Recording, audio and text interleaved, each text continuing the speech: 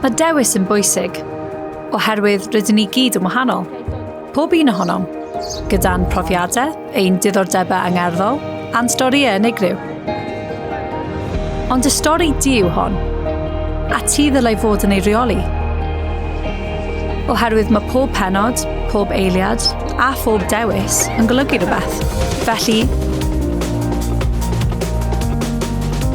dewisa gysylltu ar bobl sy'n bwysig. Archwilio profiadau newydd. Darganfod dy hun a thyfu, neu fynd lle mynnu di. Beth bynnag fydd dy benderfyniad, dewisa'r profiad prifysgol rwy ti wastad wedi eisiau a bydd yn ganolbwynt dy siwrne.